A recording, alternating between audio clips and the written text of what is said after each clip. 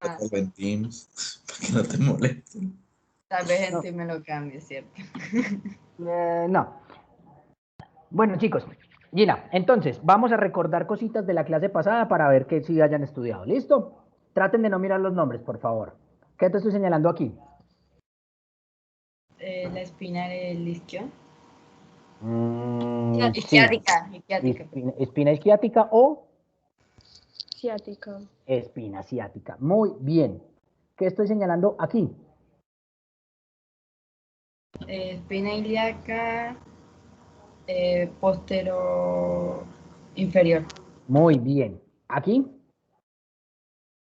Escotadura mayor. Nombre completo. Escotadura de la espina asiática mayor. Escotadura ciática Escotadura asiática mayor. mayor. Muy bien. ¿Aquí? Acetábulo. Acetábulo. Acetábulo o... Orificio cotidoideo. Eso es un orificio. No. Es una cavidad, ¿cierto? Cavidad acetabular o fosa acetabular, ¿cierto? Aquí. Agujero obturado. O...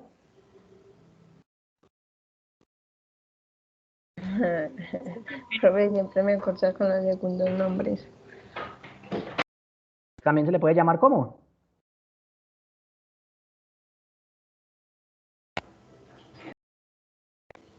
Foramen obturado. Pero ese sí lo vi porque no me acordaba. Foramen obturador o agujero obturador, ¿cierto? Esos tres nombres son válidos. ¿Qué estoy señalando aquí, chicos? La fosa ilíaca. Habla Lilio. Espere. ¿Por qué no es la fosa ilíaca? A ver, ¿por qué no es la fosa ilíaca? Sí, profe, perdón, porque no se está viendo pues como de frente, de anterior, pues de... ¿Desde Sí, dónde veríamos la fosa ilíaca? ¿Desde cuáles visiones? ¿Desde cuáles vistas? desde la visión anterior. Desde una visión anterior o Lateral. desde una Lateral. lateral, exactamente. ¿Y aquí desde dónde la estamos viendo? Posterior. Desde lateral, exactamente. Aquí lo estamos viendo desde lateral. Bien. Ahora, ¿qué estoy señalando aquí? Cresta ilíaca. La cresta La ilíaca. cresta ilíaca. Muy bien. ¿Qué estoy señalando aquí?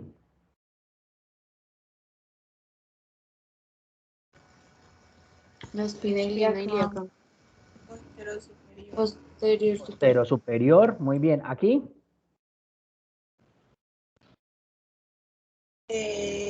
La fosa isquiática menor.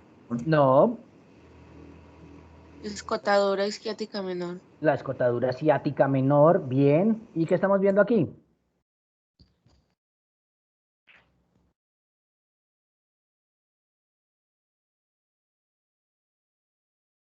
Creo que sería la articulación sacroiliaca. Perfecto. La articulación sacroiliaca. Muy bien. Y aquí sí estamos viendo, a pesar de que esta es una visión posterior, ¿cierto? Pero lo estamos viendo también desde medial, entonces aquí alcanzamos a verla. ¿Qué zona? La fosa ilíaca. La fosa ilíaca. La fosa ilíaca. Muy bien. ¿Cierto? Bien. Continuemos. Entonces, recordemos que nosotros podemos hacer un recorrido, ¿cierto? Óseo a través de la abertura pélvica superior, ¿cierto? O el orificio pélvico superior, ¿cierto? ¿Y que está dado por cuáles huesos? ¿Cuáles huesos me dan esa abertura pélvica superior? El sacro, el ¿Sí? ilion y el Sí. pubis. Perfecto. Muy bien. ¿Cierto? Entonces miren que esas aberturas pélvicas van a tener diferentes formas y según su forma, entonces vamos a hablar del tipo de pelvis, ¿cierto? Entonces a esta pelvis que tiene forma como de un corazón con un vértice inferior estrecho, la vamos a llamar una pelvis androide, ¿cierto? Esta pelvis androide, entonces vean que tiene un diámetro AP más corto, ¿cierto? Y un diámetro lateral bueno, pero tenemos un problema aquí con este vértice que es muy cerrado. A esta pelvis se le llama una pelvis de tipo androide. ¿Sí?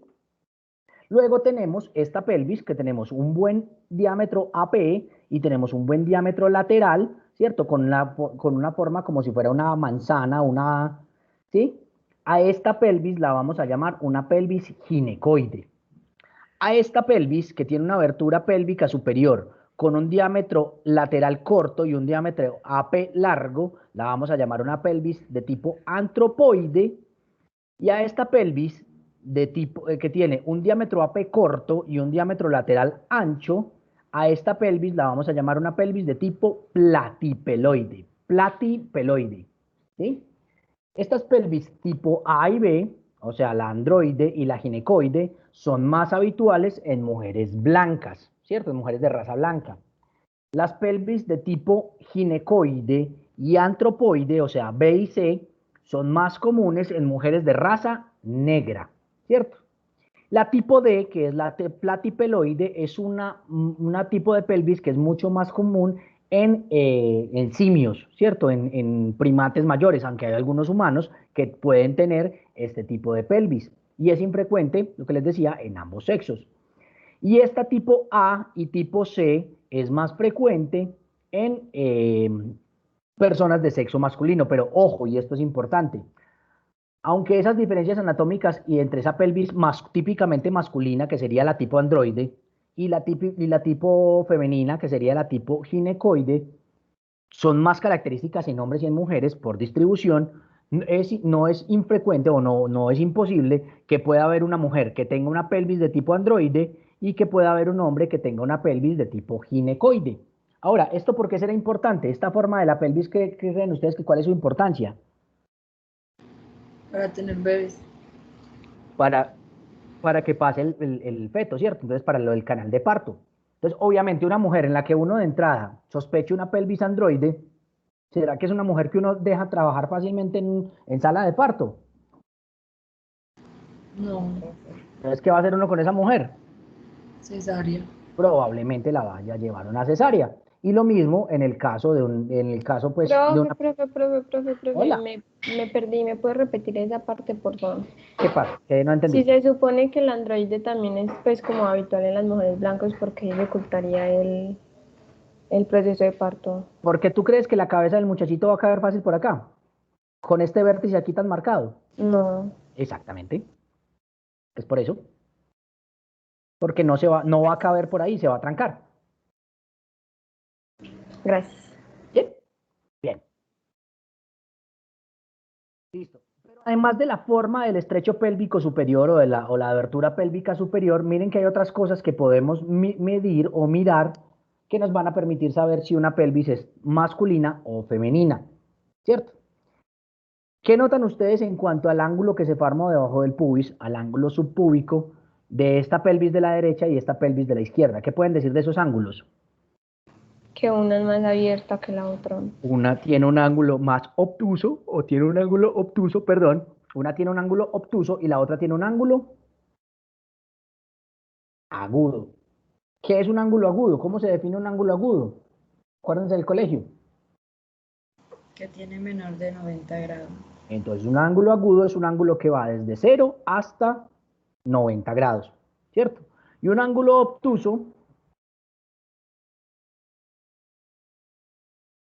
¿De 0 a 180? no, Pues mayor de 90 grados. mayor de 90, pero Menor que 180. menor de 180. Efectivamente, muy bien. Entonces vean que efectivamente este es un ángulo agudo, ¿sí o no?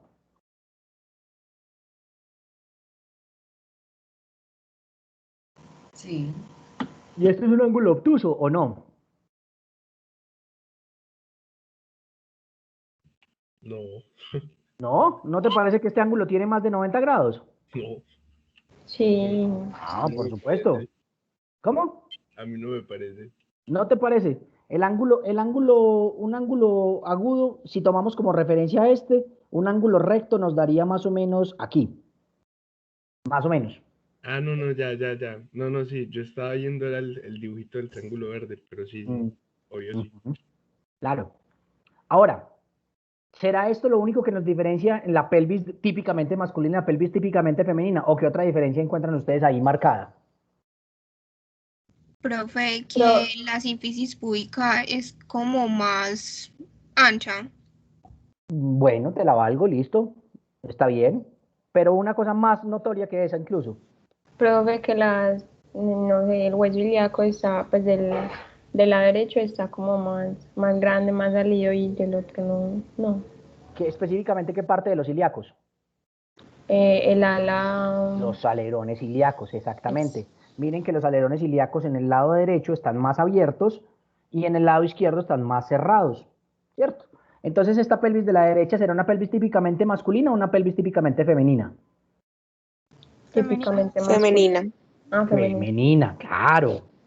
Y esta será una pelvis típicamente Masculina. masculina. Ahora, ¿ustedes creen que por qué esos alerones ilíacos estarán más abiertos aquí que acá?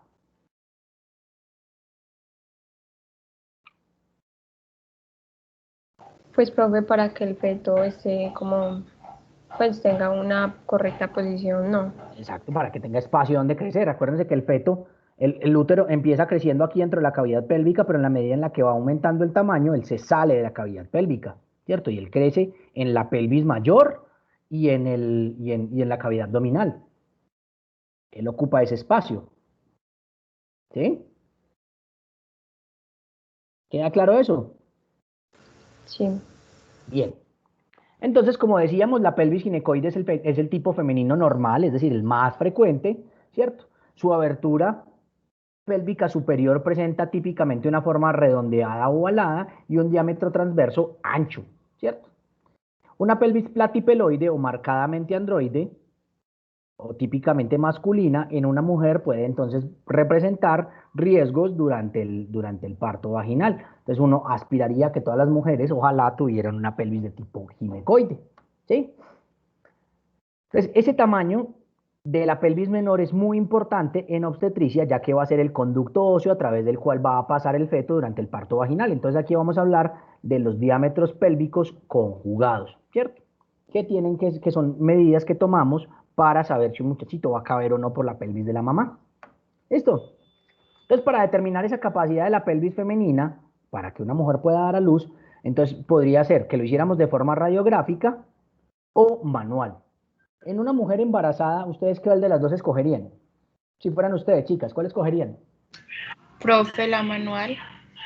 Por supuesto, ¿cierto? Porque la radiográfica, pues, es exponer al niño exponer el parásito a radiación, y pues no es la idea, ¿cierto?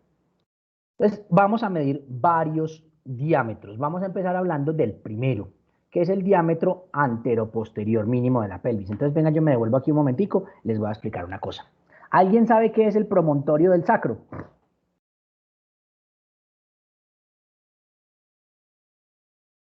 Profe, sería como la base, ¿no?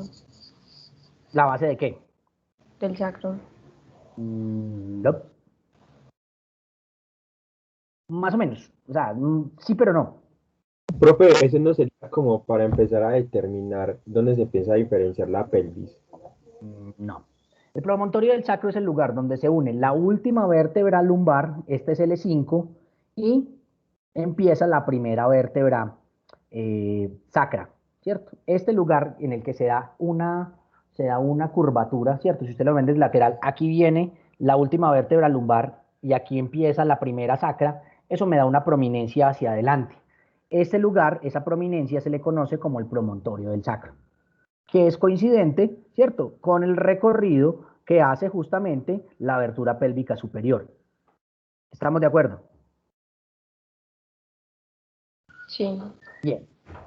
Entonces, si nosotros pudiéramos trazar una línea desde el promontorio del sacro, desde el centro del promontorio del sacro, hasta el borde superior y posterior de la sínfisis del pubis, ¿eso me estará representando este diámetro aquí, sí o no? Sí. ¿Cierto?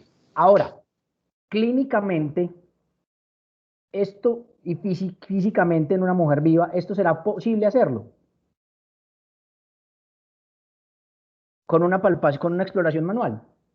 No. ¿Por qué?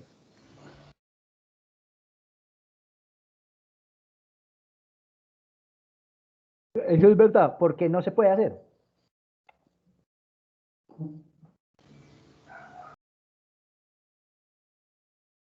A ver, ¿qué se les ocurre?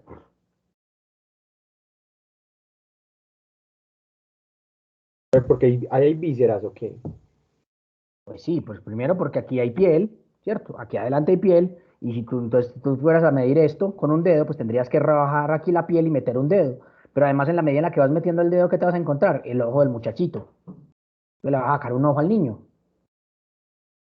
Entonces, clínicamente esto no se puede medir, ¿cierto? No se puede hacer.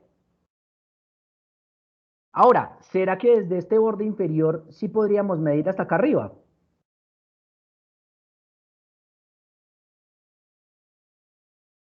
¿Ustedes qué dicen? Pues podría dar una guía. ¿Cómo así que podría dar una guía? No entiendo tu respuesta. ¿Cómo así? Pues, profe, La si uno pregunta, mira, la primera pregunta es, ¿físicamente se puede hacer o no se puede hacer? ¿Habría cómo hacerlo?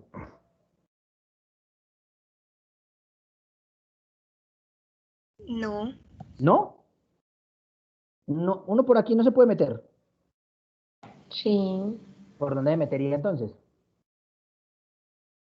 por la vulva, Por la vagina, vagina. ¿cierto? Aquí se metería por la vagina, ¿cierto? Puede meter los dedos a través de la vagina. profe, pero no, eso no, o sea, si usted introduce los dedos no pegaría como tal con el cuello uterino. No, el cuello uterino está por aquí muy arriba. El cuello uterino está como por aquí. Igual uno en el peor de los casos, pues lo rechaza. Supongamos que lo tocó. Lo haces un ladito.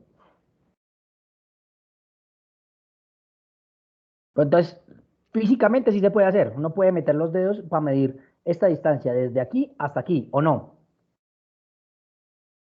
Sí, Entonces, voy a adelantarme un poquitito. Entonces, miren acá. ¿Qué está haciendo aquí el médico? Entonces, voy a voltear aquí un poquito la cámara. Ustedes me dicen si están viendo mi mano. ¿La están viendo? suba el otro poquito. Ahí. Ahí sí. Entonces, yo estoy entrando a la vagina de la paciente, ¿cierto?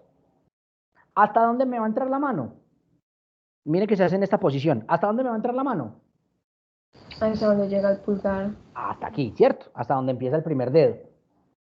Entonces miren que esta distancia que estamos viendo acá es desde este borde de este dedo hasta la punta del tercer dedo. Aquí estoy llegando hasta el promontorio del sacro, ¿cierto?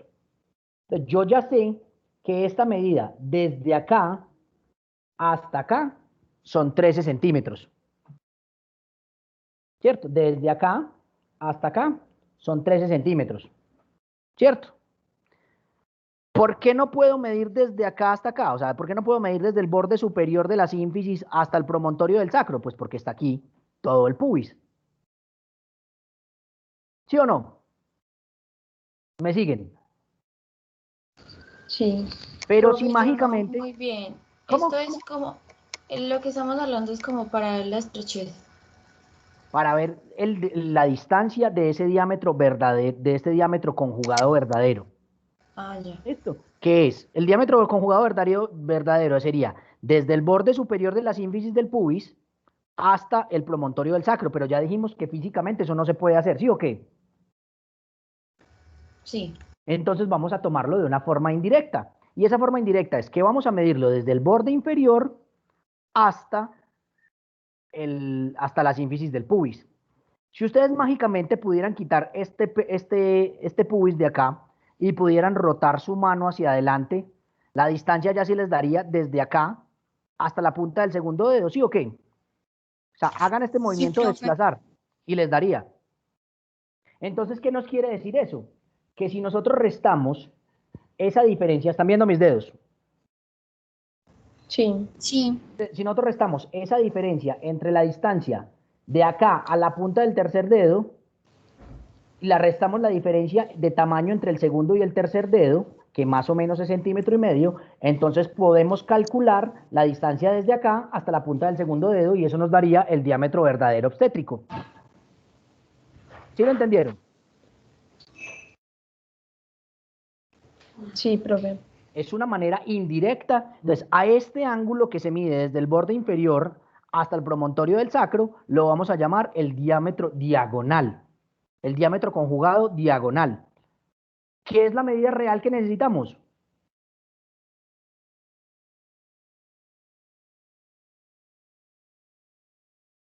¿Ese diámetro conjugado diagonal es el que necesitamos realmente? No, ¿Cuál es el que necesitamos realmente? el del El que segundo viene de la dedo. sínfisis púbica. Exacto, desde el borde superior, o sea, el diámetro verdadero obstétrico. Entonces hacemos ese cálculo. Restamos a esta distancia que nos dio desde el borde inferior de la sínfisis del pubis hasta el promontorio del sacro, restamos esa diferencia entre el segundo y el tercer dedo, que más o menos es 1,5 cm, y entonces esta distancia aquí nos va a dar aproximadamente 11,5 centímetros, que es lo mismo que estamos viendo acá. Entonces, esta raya negra que nos están mostrando acá es el diámetro verdadero obstétrico, diámetro conjugado verdadero obstétrico, y esta verde que nos están señalando acá es el diámetro conjugado diagonal. Entonces, para calcular este diámetro verdadero obstétrico, cogemos el diámetro diagonal, le restamos la diferencia entre los dos dedos, que más o menos es 1,5 cm, y entonces aquí nos va a dar que si este mide normalmente 13 centímetros, este más o menos va a medir 11,5. ¿Ya sí les quedó claro? Profe, pero eso es algo estándar o cada persona va a tener No, su... obviamente, cada uno de ustedes, ¿cuál es el compromiso que adquiere cuando vaya a empezar a hacer obstetricia? Medirse sus propios dedos para poder saber cuánto hay de aquí a acá, ¿cierto? Para saber cuánto hay de aquí a acá y luego cuánto hay de acá a acá. ¿Listo? Y Profe, saber pero yo no cuál es puedo el ancho de sus entender algo. dedos. Dime. Es en serio que eso sí, o sea, sí se introduce y sí se hace, pero yo no entiendo cómo miércoles, o sea, les da y no se topan con el útero. No, es que el útero está muy arriba. Ah, o sea, ay, horrible. Ah, bueno, ya, gracias. Ujú. Si es que el útero está alto. ¿Sí? O sea, el que hay que buscar es la rayita negra, el conjugado anatómico. Este es el que deberíamos poder medir, pero como no se puede hacer de forma directa, lo hacemos de forma indirecta. Entonces nosotros buscamos este que es el conjugado verdadero obstétrico, pero lo hacemos midiendo el diámetro diagonal, el diámetro conjugado diagonal, y luego restando la diferencia entre los dos dedos. ¿Les quedó Profe, claro, chicos? Señor. profe, disculpe una pregunta, ¿y cómo Dime. sería para un ¿Cómo sería qué? profesional? ¿Cómo sería para un profesional que tiene los dedos corticos? No, no muy cortos, sino que no llegan ni siquiera hasta los 13 centímetros el dedo.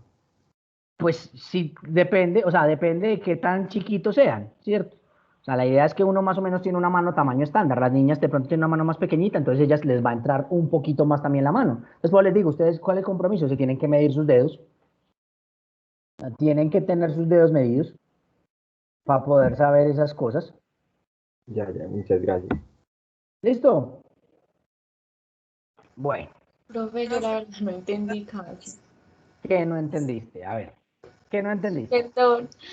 No, Pues no eso, te preocupes, es que yo estoy para explicar, mija. A ver, ¿qué es lo que no entendiste? pues eso lo de la medida que se le resta a los dedos. Entonces, volvamos acá. Entonces, desde el borde superior de la sínfisis hasta el promontorio es imposible medirlo físicamente, ¿sí o qué? Sí, ¿Me sigues hasta ahí? sí. ¿Cierto? Entonces, yo lo que sí puedo hacer es meterle la mano por la vagina a la señora y tratar de tocar con el tercer dedo el promontorio del sacro. Vean que aquí él lo está buscando, ¿sí? Vean, aquí está L5, aquí está C1, aquí está la prominencia, este es el promontorio del sacro. Entonces, miren que yo trato de tocar ese promontorio del sacro. ¿Vamos bien hasta ahí? Sí, Entonces, esta distancia desde aquí hasta acá, más o menos son 13 centímetros. Desde la punta del tercer dedo hasta donde inicia el pulgar. ¿Vamos bien hasta ahí? sí, profe. Si yo mágicamente pudiera quitar este pubis de acá y pudiera rotar la mano un poquito hacia arriba, miren que esa distancia que hay desde acá donde empieza el pulgar, me daría hasta la punta del segundo dedo, ¿sí o no? Ya no del tercero, del segundo, el que está aquí arribita. Sí, ¿Cierto que sí? Entonces yo ya puedo saber que más o menos esa diferencia que hay entre este tercer dedo y este segundo dedo, porque miran que normalmente el tercer dedo es más grande, esa diferencia, si yo se la resto, a este diámetro conjugado diagonal va a ser más o menos la distancia que va a haber desde el borde superior de la sínfisis del pubis hasta el promontorio del sacro.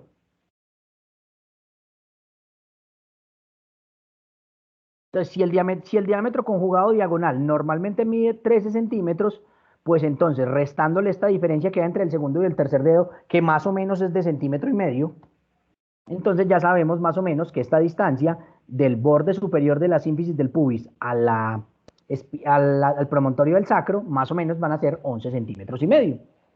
Y por 11,5 centímetros sí cabe la cabeza de un bebé. ¿Cuánto mide el diámetro más grande? Entonces, aquí les muestro este. Mira, aquí nos están mostrando la sínfisis del pubis, el promontorio del sacro. Este es el diámetro conjugado verdadero obstétrico, y miren que el diámetro máximo de la cabeza del niño, que es el diámetro biparietal, mide 10 centímetros. Entonces, 10 en 11,5 caben. Sí, ¿Sí? ¿Te quedó claro ya? sí, profe, gracias. Profe, ¿y si tiene macrocefales? ¿Usted hace por ¿Qué crees cesárea? tú? ¿Qué crees tú? Cesárea. Pues, ¿para qué vas a dejar intentar meter un muchachito con una cabeza de 15 centímetros? ¿Para qué lo vas a dejar meter ahí? No, caber. Se te va a estancar y se te va a complicar. Profe, una pregunta. Hola. ¿Y si la persona, la mujer embarazada, no se quiere dejar meter los dedos para ver eso? ¿Qué? Ajá. Señora, vaya, téngalo a su casa y luego me cuenta si se murió o no se murió el muchachito. Así de sencillo. Retiro voluntario, profe. Sí, ¿qué más vamos a hacer? O sea, ¿yo cómo puedo garantizar la salud de la madre y del hijo si la señora no se deja tocar? Señora, entonces vaya, téngalo a su casa y me cuenta qué queda. Pues si la señora no se deja revisar, ¿cómo voy a garantizar si ese niño cabe o no? Y no hay otra manera, o sea... No. Profe, la persona no puede llegar diciendo que quiere cesárea desde el principio. La indicación de la cesárea no es voluntad materna. La cesárea es una cirugía que tiene unas indicaciones, y la voluntad materna no es una de ellas. O sea, no pueden decir, no, yo quiero por cesárea, yo quiero Pues parto lo que pasa es natural. que los ginecólogos son muy alcahuetas, y además porque ellos facturan más y sale mucho más rápido. Pero porque cuidar un trabajo de parto es una mierda, es la cosa más aburridora de este puto mundo. Pero pues los niños deben nacer por parto vaginal. O sea, nosotros estamos hechos para nacer cuca abajo, no nacer barriga afuera. Profe, pero yo te voy a contar algo. Así. ¿Qué cosa? Mi papá, cuando mi mamá estaba en embarazo, pues mío, él decidió desde el principio que yo iba a nacer por cesárea. O sea, tú eres una malparida. En pocas palabras, sí. Sí. Mis hermanas. Ajá. También. Sí. Entonces pero eso no es lo correcto, chicos. O sea, lo natural, lo correcto es que uno nazca por la vía natural, y la vía natural es la vía vaginal. Además, porque representa ciertas ventajas para el feto. El feto, mientras está en el útero, ¿en qué ambiente vive? Profe, en agua. En ambiente acuático, ¿cierto? Nosotros nos desarrollamos en un ambiente acuático. ¿De qué están llenos los pulmones mientras estamos en el útero de la mamá? Por lo que recuerdo, no están como funcionando hasta que traspasan el canal vaginal. O sea, están llenos de agua, ¿cierto? ¿Será que esos pulmones llenos de agua sirven en esta parte, en este otro lado del mundo? No. No. Entonces, pasar por ese canal estrecho vaginal le va a ayudar al niño a expulsar muchas de esas secreciones para limpiarle los pulmones de líquido y que el niño se adapte más fácil al mundo externo.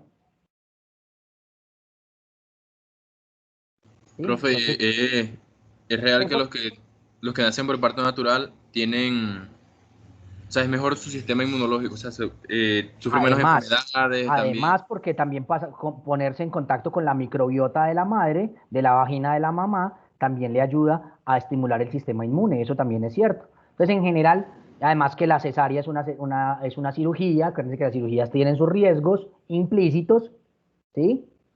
Además, esa cicatriz es horrible. Entonces, además pueden haber mayores complicaciones postparto, entonces realmente la cesárea no debería ser la vía por la que nacemos los humanos. Lo que les digo, es la alternativa pues cuando las cosas están yendo mal, pero no debería ser la vía por la que nacemos los seres humanos. ¿Qué vas a preguntar? Profe, que entonces cuando un niño nace por cesárea, cómo expulsa esa mucosidad por pura maniobra de gancho. A ellos los estimulan para que tosan y el toser ayuda también a bajar, a sacar secreciones. ¿Cierto? O sea, hay maniobras pues que se les hacen para ayudarles, pero eso no es lo natural. Y siempre la naturaleza será mejor alternativa que los médicos. Siempre, chicos. Si el cuerpo es capaz de hacerlo solo, va a estar mejor que lo que hacemos los médicos. ¿Vale?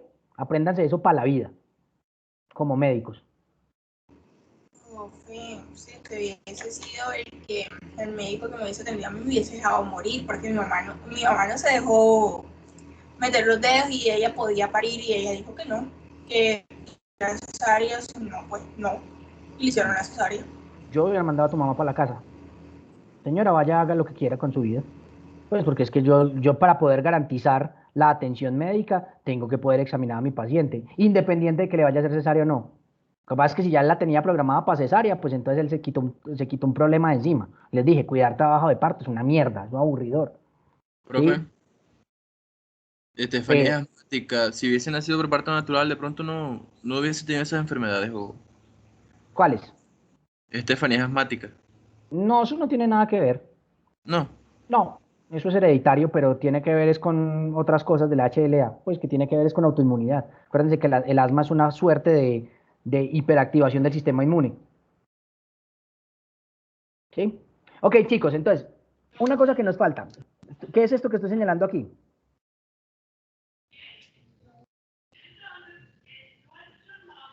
La espina ciática.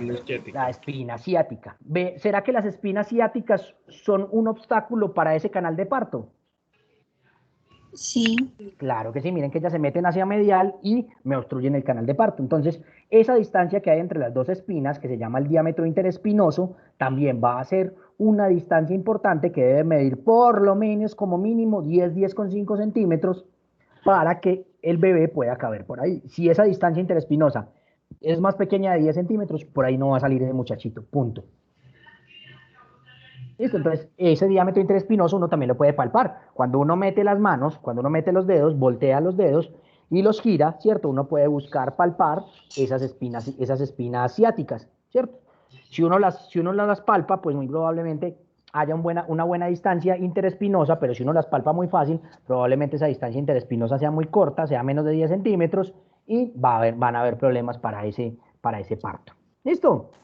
Profe, ¿en qué momento es mejor como medir eso? O sea, cuando ya la idea es que más o menos que sean 15 días antes del parto. Okay. Aquí uno ya sepa qué va a hacer. Pero a veces llegan señoras que no han hecho controles prenatales, no han hecho nada, y entonces te llegan en trabajo de parto. Profe, entonces me imagino que, digamos, yo me mido eso en estos momentos y va a dar más corto que cuando yo estuviera embarazada y me lo mediría. Es posible, sí, porque de todas maneras, por acción de las hormonas, estos ligamentos, ¿cierto? Y estas estructuras tendinosas van a soltarse un poquito y van a abrir un poquito más el espacio, en eso tienes razón. Pero uno sí más o menos... ¿Cómo? No, siga, ya le pregunto después. No, dale, pregunta, no hay problema. Que entonces, pues cuando uno mide, pues así sea desde esos 15 días antes, se puede saber esa medida desde ese tiempo. O sea, sí, no es porque ya estamos al final del parto, o sea, la influencia hormonal no va a cambiar ya mucho más el cuerpo de la mujer. O sea, ya esos cambios hormonales que se iban a dar ya se dieron, entonces uno ahí ya puede definir vía de parto. Entonces, si uno dice, este muchachito por aquí no va a caber, o si uno ya de entrada sabe que es un macrosómico, ¿para qué lo vas a dejar trabajar en el pueblo? Mandarlo para la ciudad, que lo pueda ver un obstetra y que de una vez le programe la cesárea. Ahí está indicada la cesárea. Pero no porque la señora no quiere trabajo de parto, pues. Eso no es una indicación de cesárea. No es y no debe ser nunca una indicación de cesárea. ¿Listo? ¿Quedaron claros los diámetros, chicos?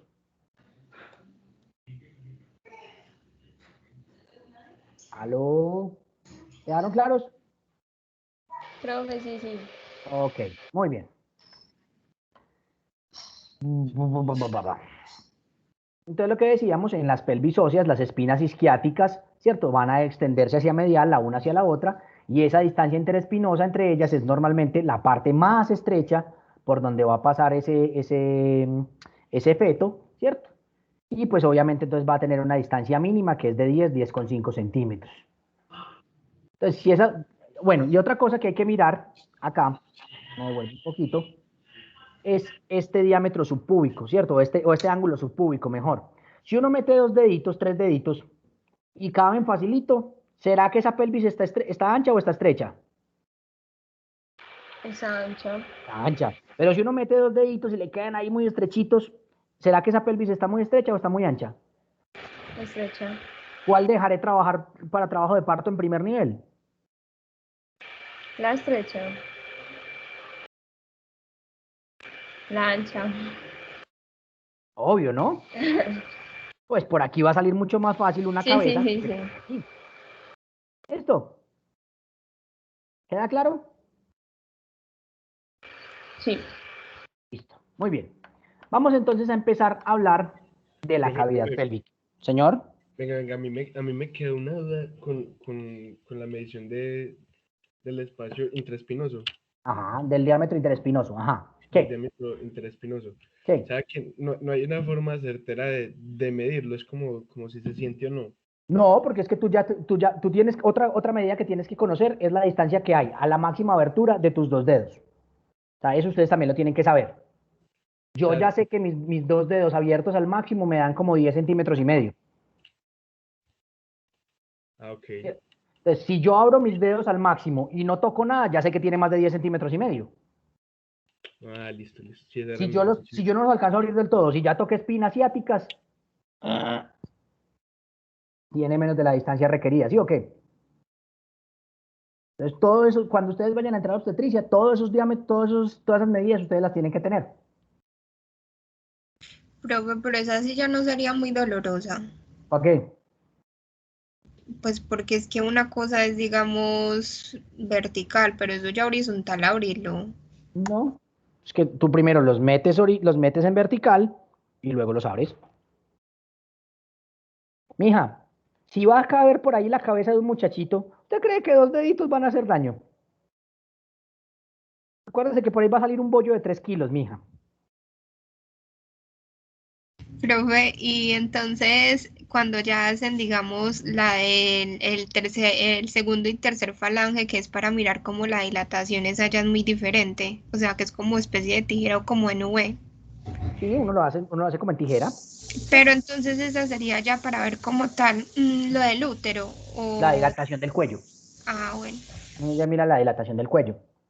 Que la dilatación del cuello debe llegar hasta 10. O sea, básicamente cuando uno ya mete los dedos y no toca cuello, ya está en dilatación completa. O sea, ya se borró todo el cuello y ya se dilató del todo. Listo. Pero igual todo esto lo van a volver a ver en obstetricia, chicos. O sea, eso de las medidas y eso, y de cómo calcular la dilatación, eso lo van a ver cuando vean obstetricia. Que entre otras cosas, me choca. Vamos a hablar entonces de cavidad pélvica. ¿Listo? Entonces la cavidad pélvica es esta estructura con forma de embudo, ¿cierto? Y es ese espacio que va a estar limitado periféricamente por unas paredes y un suelo de la pelvis que van a estar formados por hueso, por ligamentos y por músculos. Y va a ser la porción posterior inferior de la cavidad abdominopélvica, o sea, va a ser lo más distal y se va a ir hacia posterior. Ya habíamos visto la clase pasada cómo la cavidad pélvica efectivamente tenía una angulación que hacía que se ubicara un poquito más atrás que la cavidad abdominal. ¿Lo recuerdan? Entonces, hacia arriba se va a continuar con la cavidad abdominal en esa abertura pélvica superior y va a formar un ángulo posterior con ella. Entonces, vean acá. Recuerden que aquí veíamos, este es el plano o el ángulo del plano de la cavidad abdominal y miren que este es el plano de la pelvis. Entonces, miren que ella sí bascula hacia atrás. Lo que permite que la abertura de este cuenco, que es todo esto, que esta abertura de este cuenco esté mirando hacia arriba y hacia anterior. ¿Sí? ¿Claros hasta ahí? Ahora, podemos decir que la pelvis tiene un techo.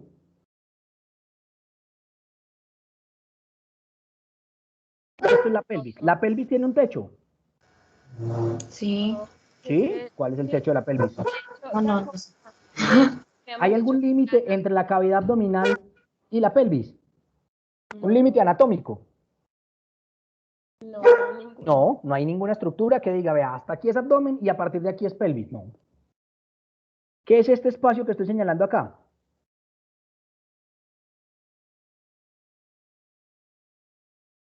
Profe, la cresta ilíaca. ¿Ve la cresta ilíaca, no la zona ilíaca? ¿Cómo se llama este espacio? Estos son los alerones ilíacos, ¿cierto? ¿Y cómo se llama este fosa espacio? ilíaca. Ilíaca. ¿Y la fosa ilíaca hace parte de qué? ¿Cómo se llama esta cavidad anatómica? Este espacio anatómico. Acuérdense que hay dos pelvis. La cavidad abdominopélvica. No. Acuérdense que tenemos una pelvis menor, que es la cavidad pélvica como tal, y tenemos por encima una pelvis Mayor. Esta es la pelvis mayor, ¿cierto? Este espacio que está aquí delimitado entre los alerones ilíacos y la cresta ilíaca, las crestas ilíacas, y la abertura pélvica superior, a todo esto le vamos a llamar pelvis mayor. Y a esto, que está por debajo de la abertura pélvica inferior hasta el diafragma pélvico músculo facial, a esto le vamos a llamar pelvis menor. Ya lo olvidó, eso fue en la clase pasada, chicos. ¿Listo? Bien. Ahora. Profe, qué pena. ¿Será que me puede repetir desde lo del techo de la pelvis, sino que se me cayó la llamada? Ok. Entonces, lo primero que podemos decir es, ¿la pelvis tiene techo?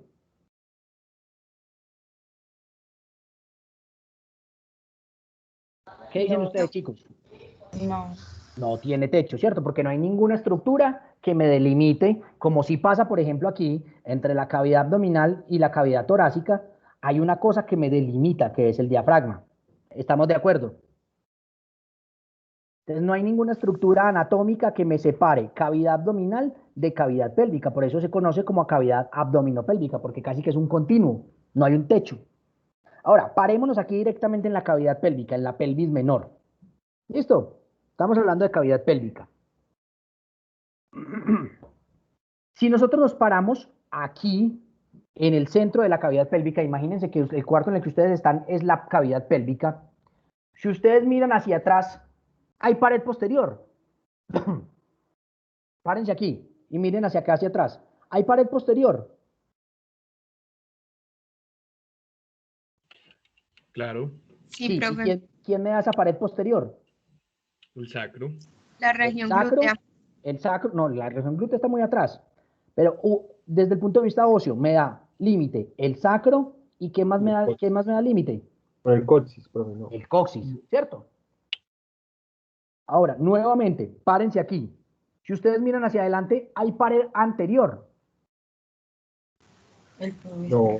Sí, claro, Sí. mírenla acá. Claro que miren que más que pared anterior es una pared anteroinferior, porque miren que el pubis hacia dónde está mirando. Hacia abajo. Hacia adelante y hacia abajo. Entonces es una pared anteroinferior. Si ustedes miran desde acá hacia abajo van a encontrar piso. Sí. También Claro. ¿Quién va a dar ese piso?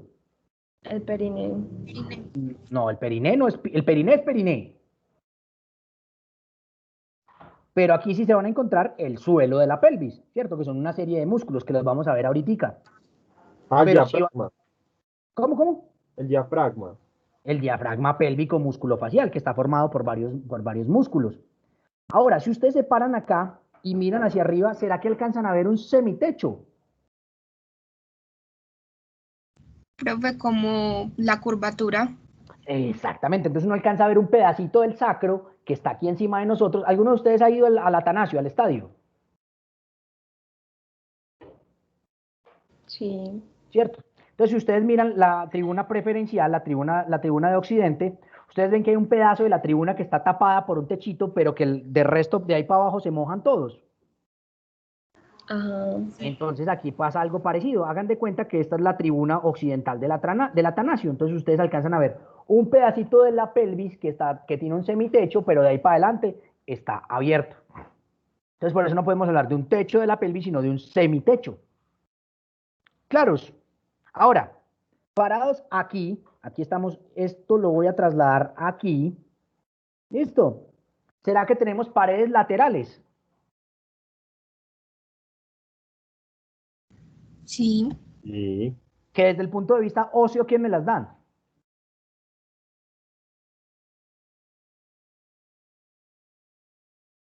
Profe, el ilion.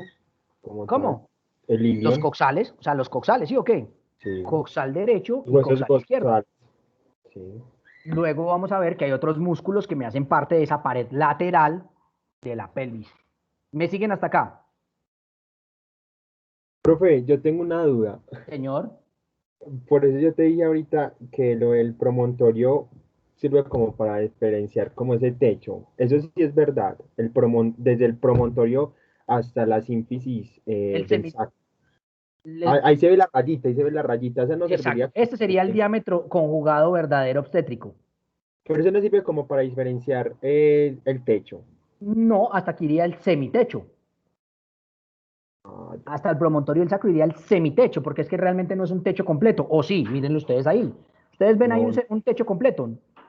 No, es un semitecho. Ah, ya. Es sino que ahí yo mientras que investigaba ahí para complementar, vi que eso hacía como para delimitar el abdomen con la pelvis. Lo que pasa es que, mira, que es que pelvis, aquí estaría el diámetro conjugado obstétrico verdadero, ¿cierto? Porque lo estaríamos viendo desde acá. Pero mira que esto todavía es cavidad pélvica, o sea, esto también es pelvis, esto es pelvis mayor, que va a llegar hasta el nivel de las crestas ilíacas. Entonces lo que tú dices no es cierto del todo. Ah, ok. ¿Sí? Gracias. ¿Ya sí me hice entender? Sí, señor. Bueno, continuemos. Entonces, esa cavidad pélvica, que es esto que estamos viendo acá, nos estamos involucrando en este espacio, ¿cierto? Entonces, todo lo que vamos a hablar va a ser de este espacio, de este que estamos viendo acá. ¿Listo? Entonces, esa cavidad pélvica va a contener las porciones, o sea, mejor dicho, cavidad pélvica o pelvis menor, va a contener las porciones terminales de los ureteres, de la vejiga urinaria, ahí va a estar metida la vejiga, el recto, los órganos genitales pélvicos masculinos y femeninos, vasos sanguíneos, vasos linfáticos y estructuras nerviosas. Pero además de esas estructuras o esas vísceras propias de la pelvis, también va a contener lo que podría ser como un remanente o un desbordamiento de esas vísceras abdominales, ¿cierto? Entonces ahí vamos a encontrar parte del intestino delgado, principalmente el ilion, a diferencia del ilion, que es hueso, ¿sí? Y vamos a encontrar intestino grueso, el apéndice y parte del colon descendente o incluso del sigmoides. ¿Listo? Entonces esa pelvis menor o esa cavidad pélvica va a estar limitada en su parte inferior por el diafragma pélvico músculo facial, o sea, se va a hacer el piso, que va a estar un poquito por encima de ese estrecho pélvico inferior. Recuerden, ¿quién me da la abertura pélvica inferior? ¿Qué huesos me dan la abertura pélvica inferior? El pubis y el isquio. Sí. ¿Y qué más? Y hacia atrás. Y el coxis. Y el coxis, muy bien. ¿Sí? Pero ese diafragma pélvico musculofacial, su porción central, alcanza a llegar hasta el nivel de ese estrecho pélvico inferior. Y a esto lo vamos a llamar el suelo de la pelvis, que tiene una forma de cuenco, lo vamos a ver más adelante. Esa cavidad pélvica entonces también va a estar limitada en su porción posterior por el coxis y la porción más inferior del sacro, de forma que la parte superior del sacro me va a formar ese semitecho que habíamos mencionado sobre esa mitad posterior de la cavidad. Entonces miren que no es un techo completo, es un semitecho. ¿Listo? El cuerpo de esos huesos del pubis y la sínfisis del pubis, que es la que une esos dos huesos púbicos, me va a formar una pared anteroinferior. Ya les expliqué por qué es anteroinferior y no anterior, ¿cierto? Que es mucho más corta si ustedes comparen aquí esta pared anteroinferior con esta pared posterior. ¿Será que es más larga esta o es más larga esta? ¿Es más larga la posterior o es más larga la anterior? La posterior. La posterior es mucho más larga. Entonces miren que nosotros aquí casi que podríamos trazar un eje con vértice en la sínfisis del pubis, ¿cierto? Que hace una curvatura. ¿Sí la ven acá? ¿Por qué será importante ese eje curvo?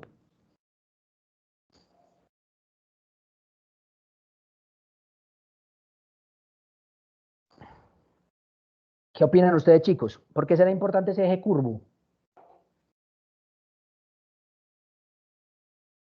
¿Para qué? Profe, sería pues como para también lo del feto, ¿no? Facilitar el paso de parasitín en vía de salida, ¿cierto? Eso le va a facilitar los movimientos al feto para poder salir, justamente. ¿Sí? Profe, Es lo pero que, eso también no funcionaría como con el estilo de estar erguido y todo, porque pues un hombre no va a tener un feto y eso. claro que sí, tienes razón, pero estamos hablando desde el punto de vista mecánico, ¿para qué sirve? Que es justamente que esa forma curva de ese eje y esa diferencia de profundidades entre esas paredes anterior y posterior son factores importantes en esa mecánica del paso del feto a través del canal pélvico, pero obviamente pues no es la única razón. ¿Listo? Entonces vamos a hablar de esas paredes y ese suelo de la cavidad pélvica. Entonces la cavidad pélvica va a tener una pared anteroinferior, dos paredes laterales, una pared posterior y va a tener un suelo. Miren que en ningún momento decimos que tiene un techo. ¿Sí? Entonces, esa pared anteroinferior de la pelvis, que era la que veníamos hablando, entonces en posición anatómica es más un suelo, porque está muy abajo, más un suelo con funciones de sostén que realmente una pared anterior. Y va a estar formada básicamente por los cuerpos y las ramas de los pubis y la sínfisis púbica. Y va a participar fundamentalmente en el sostén del peso de la vejiga urinaria. ¿Ustedes han sentido la vejiga muy llena? Sí, ¿Pesa o no pesa? sí, pues. Bastante, claro. ¿cierto? Uno siente que como que lo echa para adelante. Y la cosa más maravillosa es meterse una miada con la vejiga bien llena. Eso es maravilloso. Yo creo que eso es de los placeres grandes que tiene la vida. Que le toca a uno desabrocharse Ay, es el maravilloso. blue Ay, es delicioso. Uno siente como... Es una miada como de 3 minutos. Es buenísimo. ¿Listo? Entonces miren acá. No se concentren en todos estos nombres, luego los vamos a mirar. Pero sí quiero que pongan atención con una cosa. Miren esta línea verde. ¿La están viendo acá? Esta línea verde me representa la pared anteroinferior de la pelvis, que básicamente está dada por ¿quién? Mírenlo acá. ¿Qué es esto que estoy señalando aquí? Pubis. El Pubis. ¿Pero qué parte del pubis? La parte anterior.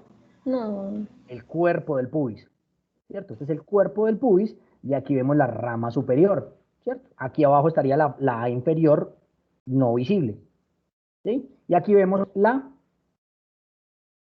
Sínfisis púbica. La sínfisis púbica. Esta línea roja, ¿qué me representa?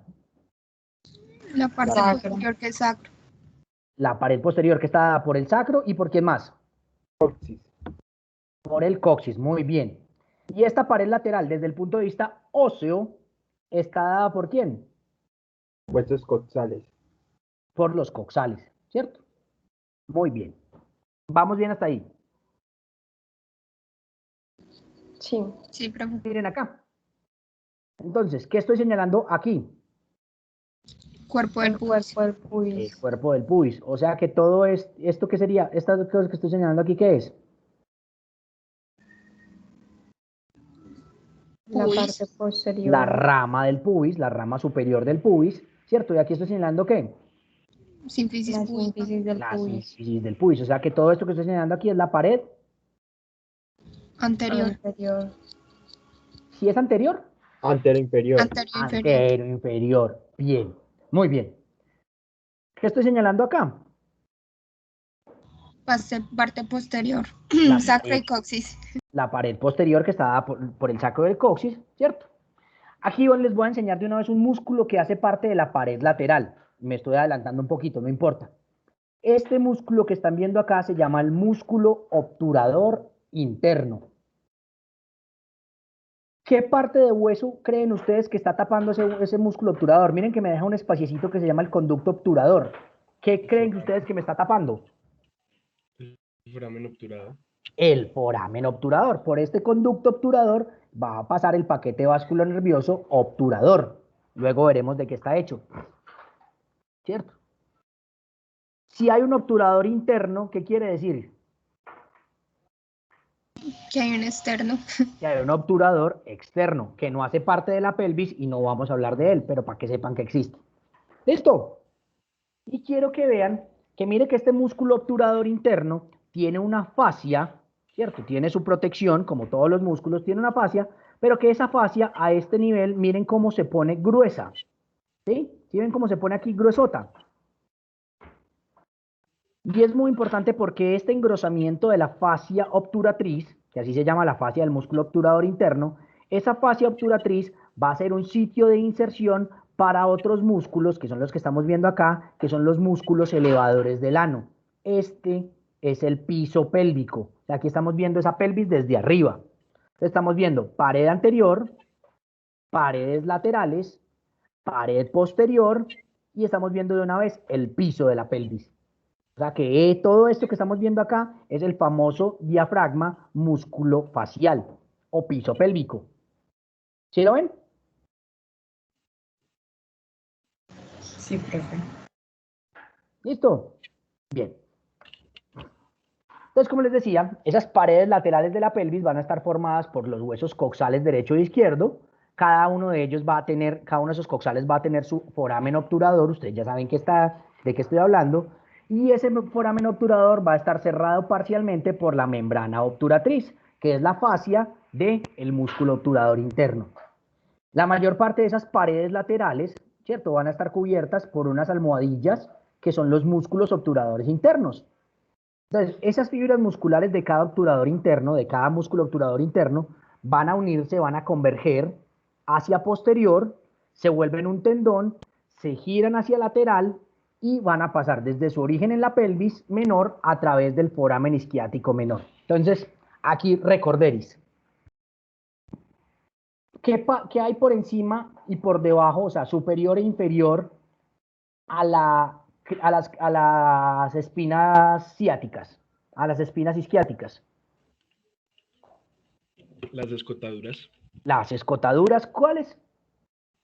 Ciática mayor y ciática menor. Ciática mayor y ciática menor. Pues esas escotaduras, ciática mayor y ciática menor, luego se terminan volviendo parte de unas estructuras, que son unos agujeros, que se llaman los forámenes isquiáticos. Si estamos hablando del foramen isquiático menor, ¿tendrá relación con quién? La escotadura menor. Con la escotadura ciática menor.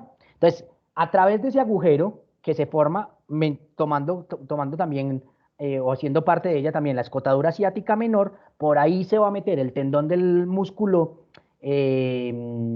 obturador interno y se va a insertar en el trocánter mayor del fémur, y ahorita vamos a ver para qué sirve ese músculo, qué acción tiene. Y lo que les decía, esas superficies mediales de estos músculos van a estar cubiertas por la fascia obturatriz, ¿sí?, que se va a engrosar en su parte central para formar el arco tendinoso que va a proporcionar fijación a ese piso pélvico. Ya vimos cómo, ¿sí? Luego vamos a mirar cuál músculo es el que se pega de ahí. ¿Me siguen hasta acá? Vamos entendiendo. Sí, profe. Muy bien. Entonces, aquí no necesito que se pongan a mirar todo esto. ¿Qué necesito que veamos acá?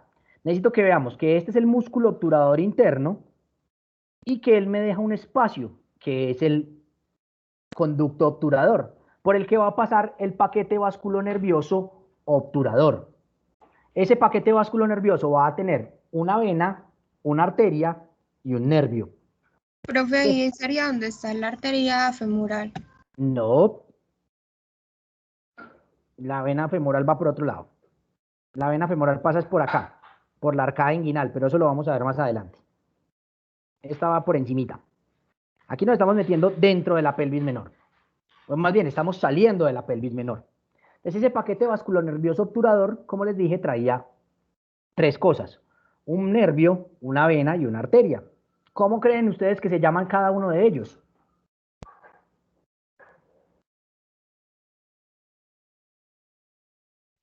Ciático. No. Obturador, no. Obturador. Entonces, será el nervio obturador, la arteria obturadora. Acuérdense que obturadora no existe. ¿Cuál es el femenino de automotor? Automotriz. Automotriz, efectivamente. Entonces, ¿la arteria cómo se llamará? Obturatriz. La arteria obturatriz. ¿Y la vena? Obturatriz. Obturatriz. ¿Y cómo se llama el conducto? ¿Conducto es masculino o femenino? Masculino. Entonces, ¿cómo se llamará el conducto? Conducto obturador. Conducto obturador. ¿Músculo es masculino o femenino? Masculino. Entonces, ¿cómo se llama el músculo? Músculo obturador. Obturador interno, porque está dentro. Recuerden que hay un obturador externo que ya les dije que existe, pero que no vamos a hablar de él. ¿Y fascia? ¿Fascia es masculino o femenino? Femenino. Entonces, ¿cómo se llama la fascia? Fascia obturatriz. ¿Les quedó claro eso? Entonces debemos hablar de la industria automotor.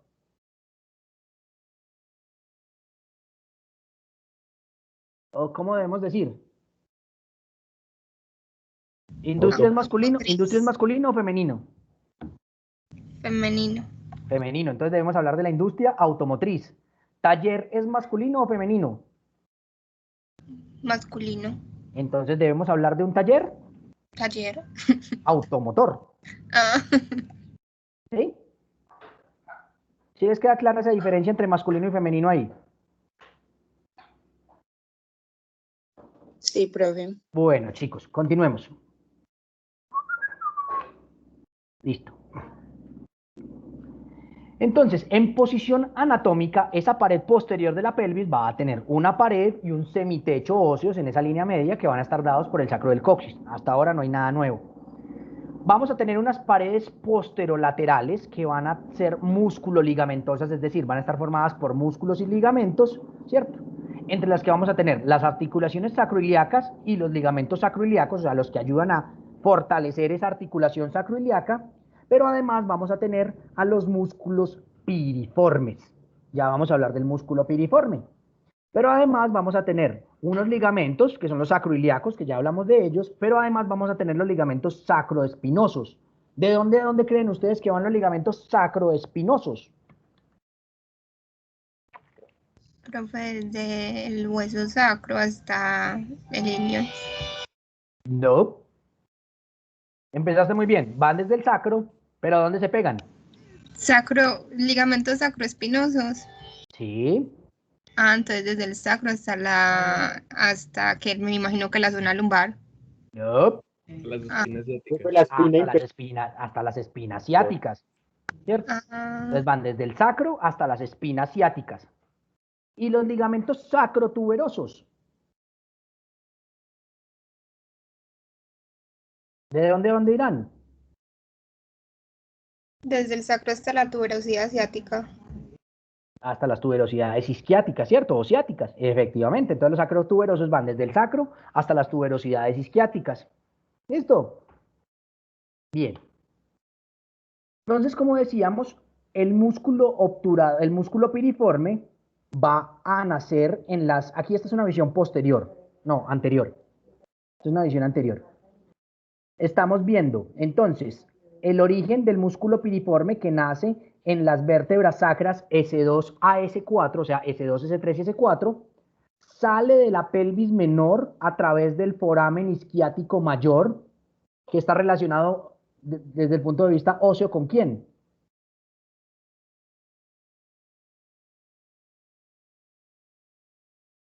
El foramen isquiático mayor se relaciona ¿con quién, chicos? ¿Con qué hueso? Pues, ¿con qué estructura ósea?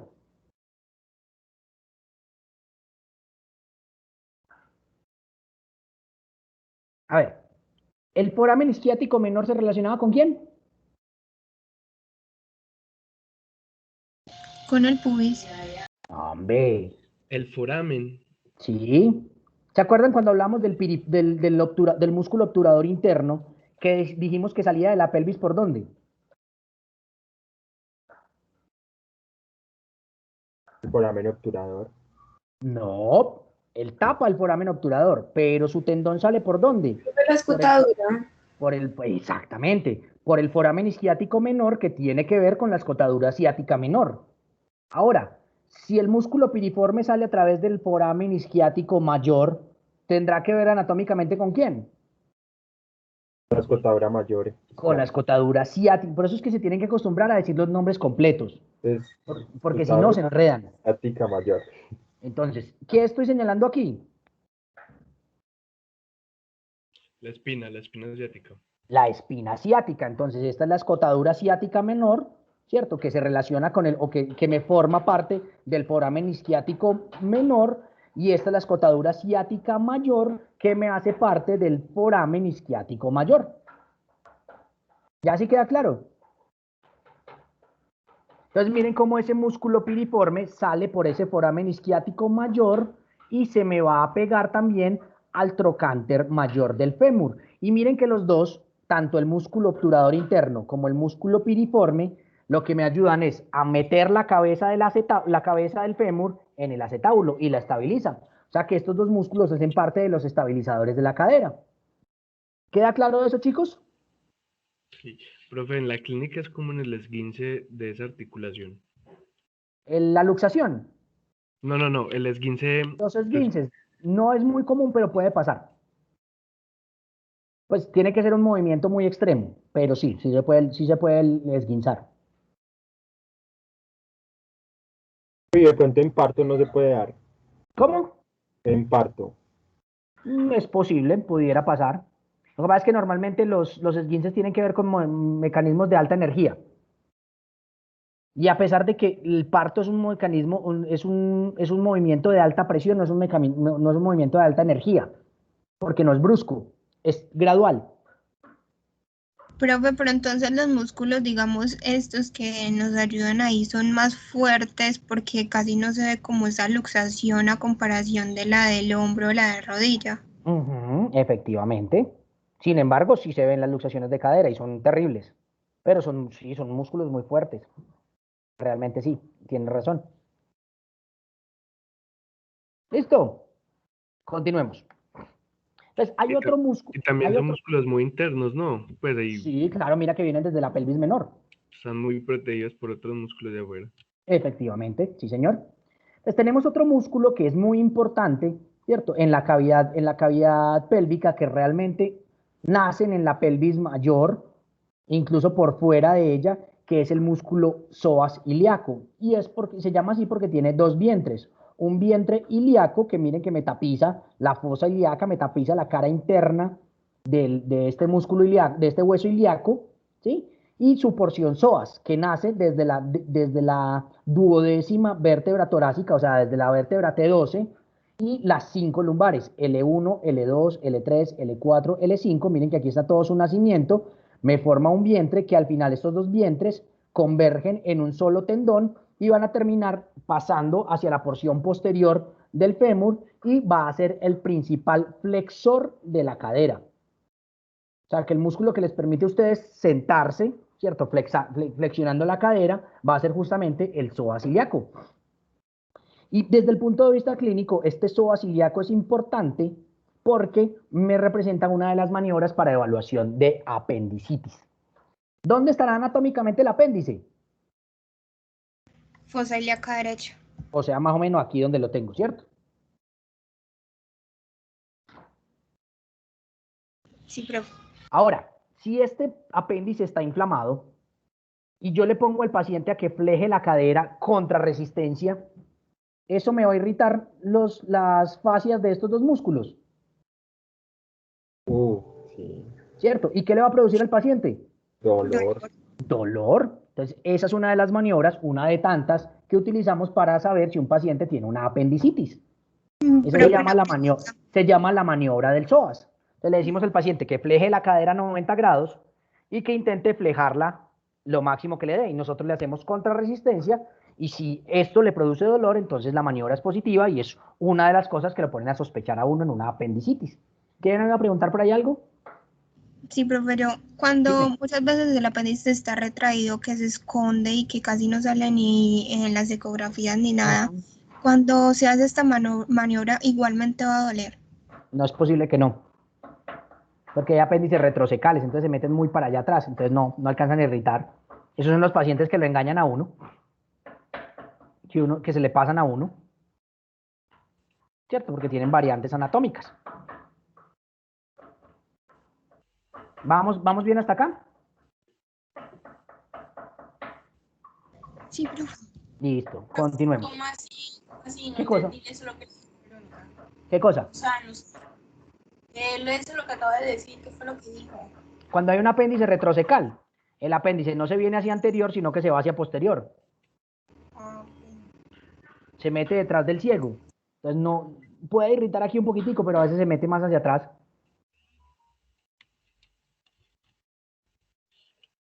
¿Listo?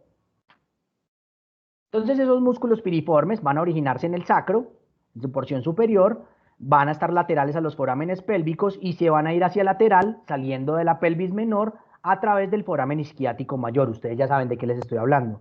Y terminan insertándose en el borde superior del trocánter mayor del fémur. Estos músculos entonces van a ocupar gran parte de ese foramen isquiático mayor y van a ser las paredes posterolaterales superiores de la cavidad pélvica. ¿Quiénes? Los músculos piriformes. ¿Listo? Entonces vean acá, aquí estamos viendo ese músculo piriforme, aquí estamos viendo una visión medial, entonces estamos viendo cómo abandona la pelvis a través de este foramen isquiático mayor y se va hacia lateral a buscar aquí. Entonces aquí estamos viendo desde una visión posterior, estamos viendo el sacro y miren, estamos viendo cómo sale este sacro, este músculo piriforme, cómo sale a través de la escotadura ciática mayor, o sea, a través del foramen isquiático mayor, y va a pegarse en el trocánter. Y miren cómo aquí me está metiendo la cabeza del fémur, me está ayudando a estabilizarlo dentro de la cavidad acetabular. Y miren, aquí estamos viendo el músculo obturador interno, ¿sí? Cómo sale de la cavidad pélvica y va a insertarse también en el músculo, en el trocánter mayor. Y vean, aquí nos cortaron este ligamento, que es un ligamento que va del sacro y se pega en la tuberosidad isquiática. ¿Qué ligamento será ese? Sacroisquiático. No. Nace en el sacro y se pega en la tuberosidad isquiática. Sacrotuberoso. Sacrotuberoso, véanlo aquí. Naciendo en el sacro y pegándose en la tuberosidad isquiática. ¿Sí lo vieron ahí?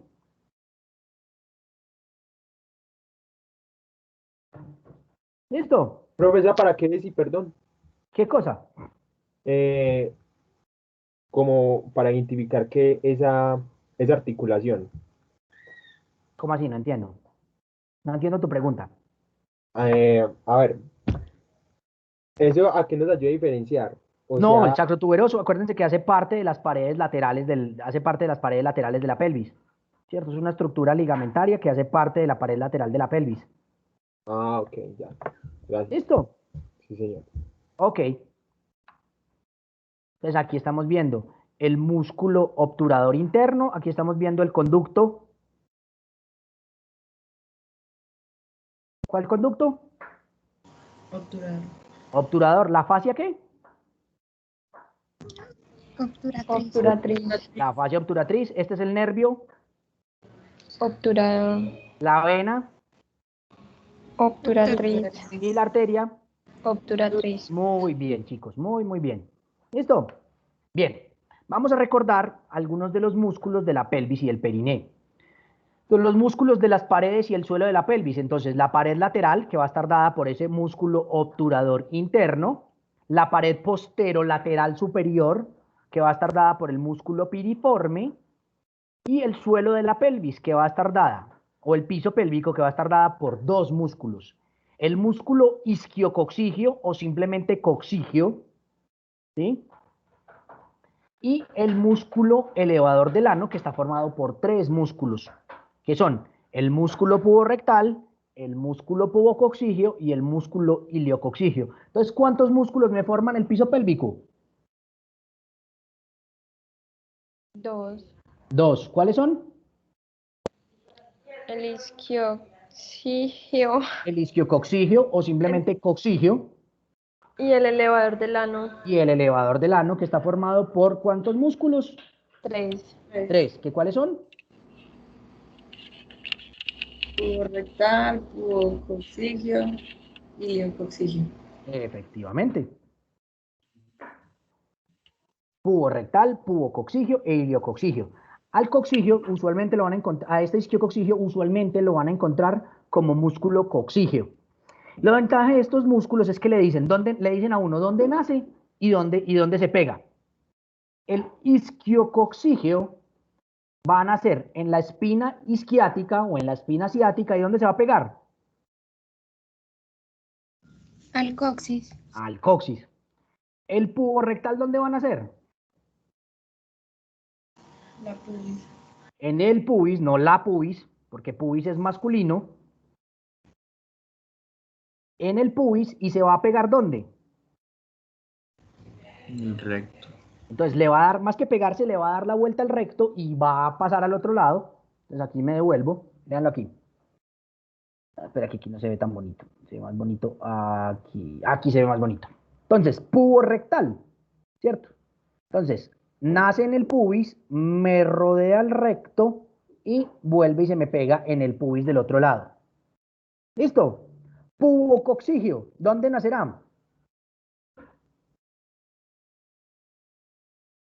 Chicos, pubococcigio. En el pubis. Nace en el pubis y se va a pegar ¿en dónde? En el coxis. En el coxis que está aquí allá abajo metido, ¿sí o qué? Y uno de cada lado. Pubococcigio del lado izquierdo, pubococcigio del lado derecho. Iliococcigio. Ilion y el coxis. Nace en el ilion, se va a pegar de esta aponeurosis, ¿cierto? De este engrosamiento de la fascia obturatriz. ¿Y se va a pegar en dónde? Coxis. En el coxis. Y el isquiococcigio o coccigio. El isquion en el coxis. Nace en la espina isquiática o en la espina ciática y se va a pegar en el coxis. ¿Fácil o no? Ahora, si no lo repasan, chicos, esto se les va a volver un enredo. ¿Listo? Pues, profe, por los mismos nombres uno los va a identificar. Pero hay que repasarlo. Hay que, bueno, entonces el iliococcigio es cuál. ¿Viene de dónde? ¿Va para dónde? Tan. ¿Listo? Y ahora los músculos del periné, entre los que vamos a encontrar, esto simplemente por mencionarlo, esto lo vamos a ver más adelante, donde vamos a encontrar el esfínter anal externo, ¿cierto? Vamos a encontrar en hombre y en mujer los músculos bulboesponjosos, los músculos isquiocavernosos, el músculo transverso superficial del periné, el músculo transverso profundo del periné y el músculo esfínter uretral externo. Que miren que tenemos un músculo anal externo y un músculo, no es músculo esfínter anal externo y un músculo esfínter uretral externo o urinario externo también lo llaman. ¿Listo? Entonces lo vamos a ver más adelante. Entonces, para repasar, el obturador interno, entonces tiene una forma de triángulo cuya base va a estar en su inserción proximal y su vértice en su inserción distal y hace parte de la pared lateral de la pelvis. La inserción proximal es ¿cuál? La membrana obturatriz en las cercanías entre el isquion y el pubis y su inserción distal es el trocánter mayor del fémur. Y sus principales acciones es rotador externo de la cadera y rotador lateral del muslo y además es un estabilizador de la cadera al mantener la cabeza del fémur encajada en el acetábulo. ¿Listo? El piriforme tiene una forma piramidal o de pera, hace parte de la pared posterolateral superior de la pelvis, nace en las caras laterales de los huesos sacros de S2 a S4 y se inserta distalmente también en el trocánter mayor del fémur y ayuda a abducir el muslo y a rotarlo lateralmente. Y lo mismo que el obturador interno, es un estabilizador de la cabeza del fémur en el acetábulo. Hasta aquí no hemos dicho nada nuevo, ¿cierto? Entonces, ese suelo de la pelvis va a estar constituido por ese diafragma músculo-facial pélvico que va a tener una forma de embudo o de cuenco y que va a tener los elevadores del ano, que ya saben que son 3 en 1, y los músculos coccigios o isquiococcigios. Y obviamente las fascias de cada uno de esos músculos por su cara superior y su cara inferior. Ese diafragma pélvico se va a situar en la pelvis menor y va a separar la cavidad pélvica del periné. Recuerden que el periné es otro espacio. Y justamente ese diafragma pélvico va a ser el techo de ese periné. Ya recuerden que habíamos hecho ya el ejercicio de saber cuáles eran los límites del periné. ¿Cuál es el techo? ¿Cuál es el techo del periné? El piso pélvico. El piso pélvico. ¿Cuál es el piso del periné? La piel. La piel. Límite anterior. Sínfisis pubis. La sínfisis del púbico. Límite posterior. Coxis. Límites laterales. Muslos. Muslos y glúteos. Muy bien, muy bien. Excelente. ¿Listo? Entonces esos músculos coccigios o isquiococcigios van a nacer en las caras laterales del sacro inferior y del coxis y sus fibras van a colocarse y se van a insertar en la cara profunda de ese ligamento sacroespinoso ahí en la espina ciática. ¿Sí?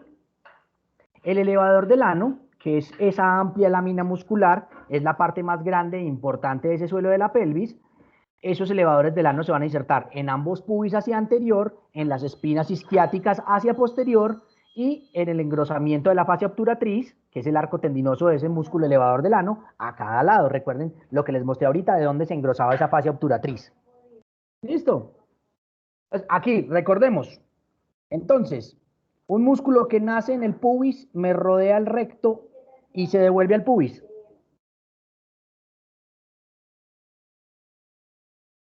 A ver, chicos.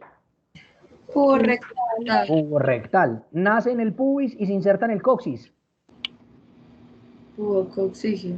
Nace en el ilion y se inserta, bueno, nace realmente en la fascia obturatriz, en ese engrosamiento de la fascia obturatriz, que es parte del ilion. Y se inserta en el coxis. ¿Cómo se llama?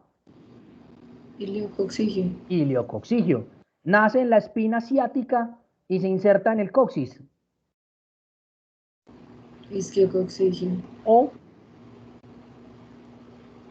Coxigio. coxigio. Y esos 4 en su conjunto, o esos 2 en su conjunto más bien, ¿cómo los vamos a llamar? Piso pélvico. Piso de la pelvis o piso pélvico o diafragma pélvico. Ligamento que nace en la espina ciática y se pega en el coxis. Ay, perdón, en el sacro.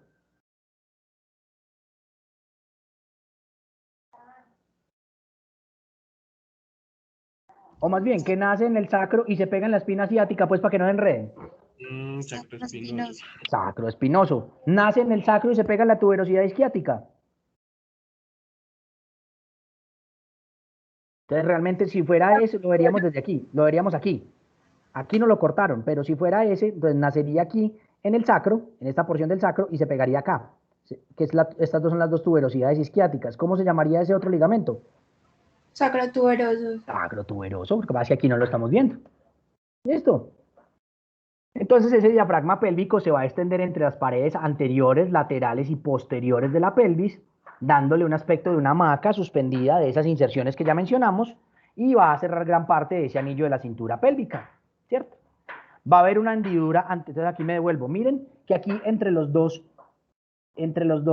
elevadores del ano, el derecho y el izquierdo, se me forma un espacio. A ese espacio lo voy a llamar el hiato urogenital. ¿Qué creen ustedes que qué va a pasar por ese hiato urogenital en el caso femenino?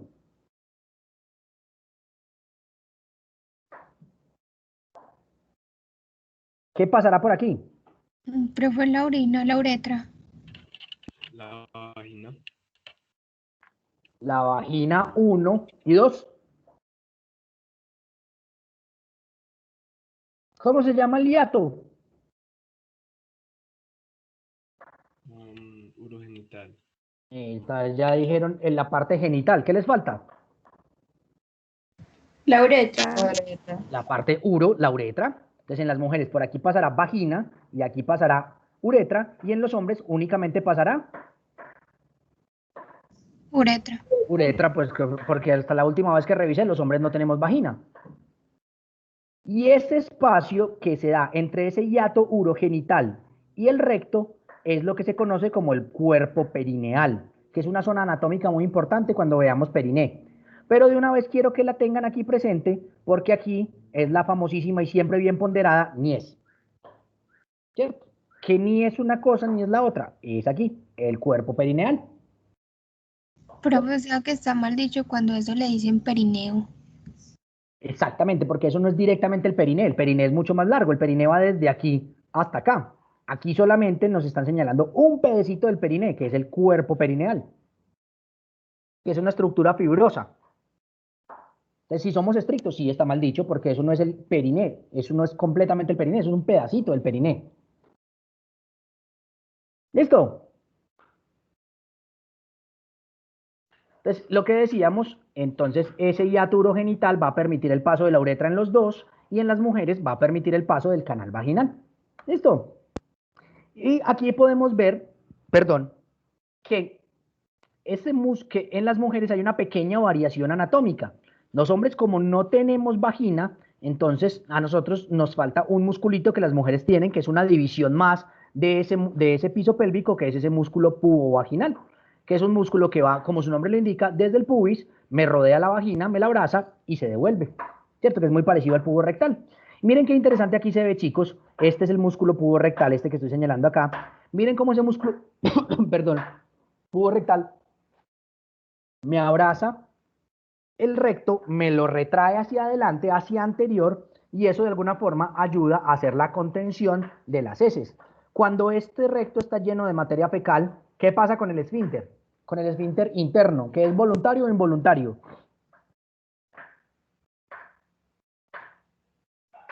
El esfínter interno es involuntario, es músculo liso. El que es voluntario es el músculo externo, que es músculo estriado. Entonces, cuando eso se llena, ¿qué hace el esfínter por naturaleza? Se abre, ¿sí o qué? Si no tuviéramos el esfínter anal externo y no tuviéramos la ayuda del pubo rectal, si ustedes estuvieran en este momento el recto lleno, ¿qué pasaba con ustedes? Incontinencia fecal. Se cagaban y no de la risa, ¿sí o qué? Entonces tendrían una incontinencia fecal. Gracias a Dios existe el músculo esfínter anal externo y este músculo pubo rectal que ayudan a contener esas heces. ¿Listo? Este es el elevador del ano. ¿Qué? ¿Qué vas a preguntar? Profe, que pues a las personas homosexuales, pues los hombres más que todo creo, ¿cuál Los es hombres el que tienen músculo sexo que con se les hombres, sí. daña? Sí, ¿cuál es el músculo que se les daña? Si lo hacen mal hecho, usualmente el que más dañan es el esfínter anal externo. ¿Y cómo que si lo hacen mal hecho? Si no hay una buena lubricación, si no se hace con cuidado, si entran a matar de una vez, a romper, venga para acá, lesionan el músculo. Pero si lo hacen con cuidado, no tendría por qué lesionarse. No, listo, profe. Ok.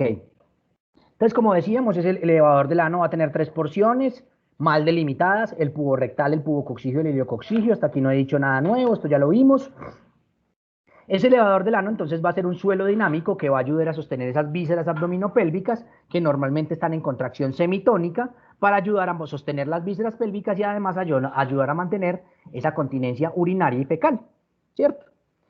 Y ese músculo, ese suelo de la pelvis va a contraerse activamente cuando hacemos expiración forzada, ¿cierto? Cuando estornudamos, cuando vomitamos, cuando levantamos una cosa pesada, ¿cierto? Justamente para que no se vacíen ni la vejiga ni el recto, ¿sí? Pero además, entonces es el que va a sufrir más presión cuando una mujer va a tener un parto, ¿sí o qué? Que se tiene que relajar muchísimo y de todas maneras, parasitín va a pasar por ese hiato genital y de alguna manera va a lesionar a estos músculos. Es por eso que las grandes multis que terminan haciendo, las grandes multis son las mujeres que han tenido muchos partos vaginales, que termina pasando en su vida adulta, ya cuando están más viejitas, 45, 50 años. Incontinencia. Empiezan a hacer incontinencia. Empiezan a hacer incontinencia. Sobre todo, ¿cuál es la incontinencia más común? Urinaria. La incontinencia urinaria, pues porque obviamente el líquido se escapa más fácil que el sólido, que es la materia fecal. Entonces, por eso es que es importante que las mujeres hagan los ejercicios de Kegel. ¿Listo? Que son los ejercicios de contracción de ese piso pélvico para fortalecerlo. Pero además se acuerdan del músculo pubovaginal. ¿Sí se acuerdan de este? ¿Qué pasa si una mujer ejercita bien su músculo pubovaginal? ¿Qué trae eso de bueno para su vida sexual? Que un hombre va a sentir más satisfacción porque no va a estar como tan abierto. Y una mujer también. Ella también, porque al tener esto más estrecho va a aumentar el contacto del pene con las paredes del tercio distal de la vagina, que es la parte más sensible, ¿sí? Y va a mejorar la sensibilidad del coito. Entonces, no solamente para el hombre, para la mujer también. Entonces, chicas, hacer ejercicios de Kegel. Luego les explico cómo yo le hago una pregunta. Pregúntame. Actualmente la copa menstrual, que eso pues se pone, se aloja ahí pues digamos muchas horas durante esos días, ¿eso va a causar digamos que el músculo vaya a perder como su tono o algo así? No, nada que ver, eso es silicona, eso es muy maleable, eso se acomoda a la forma de la vagina. Y de hecho la copa menstrual es una cosa súper positiva, me parece súper bueno. Desde el punto de vista ecológico es maravilloso. Sí, es lo mejor. Sí. Pero no, eso no va a lesionar nada de eso. Pues porque eso es maleable, pues eso no distiende. No hay ningún problema. Hola. Otra pregunta. Por ejemplo, pues los partos múltiples, esto también conlleva a, por ejemplo, esos colapsos de vejigas y todo Los eso, pues, que sufren las no se llaman mujeres. colapsos, se llaman prolapsos. Luego vamos a ver, Sí. luego lo vamos a ver. Sí, efectivamente. Se debilita el suelo pélvico y las estructuras pélvicas de las mujeres empiezan a prolapsar a través de la vagina. Sí. Pero eso lo vamos a ver más adelante. Listo. Listo, cuando veamos algunas situaciones clínicas. Listo. Entonces, obviamente, ese elevador de la no va a tener que relajarse para permitir la defecación y la micción. Ese aumento de la presión intraabdominal va a ser necesario para defecar y se va a conseguir por la contracción del diafragma torácico y los músculos de la pared anterolateral del abdomen. Ustedes han visto en la típica novela que muestran el parto de la señora, ¿dónde hace la fuerza? La hacia adelante cuando debería ser atrás. La hacen en la garganta y se desgañotan, ¿cierto? Y muchas llegan al parto creyendo que esa es la fuerza que tienen que hacer. Que dile, no señora, venga. Usted tiene que ser la misma fuerza para hacer popó que para sacar a este muchacho. Entonces, imagínese que estaba cagando un bollo de 3 kilos. ¿Cierto? Así la señora entiende que la fuerza no se hace aquí, sino que se tiene que hacer allá abajo para poder sacar a ese muchacho. Porque si la hace aquí, se cansa, desperdicia toda la energía y no propulsa nada. Entonces, yo les decía, señora, haga de cuenta que en serio va a cagar un ladrillo, un bollo de 3 kilos. Con eso me entendían y hacían la fuerza donde la tenían que hacer y dejaban de desgañotarse y de dañarse las cuerdas vocales. ¿Listo? Bueno, chicos, vamos a dejar hasta acá. ¿Cómo vamos? ¿Van entendiendo el tema? Sí, profe. Muy interesante. Si no lo repasan, esto se les vuelve un mundo, porque es enredadito, ¿cierto? Yo trato de ponérselo lo más sencillo posible, pero si no lo repasan, se les olvida, porque son muchos nombrecitos, muchos nombrecitos. Y lo que yo les decía, desafortunadamente, anatomía es memoria. No conozco una forma más válida de aprender anatomía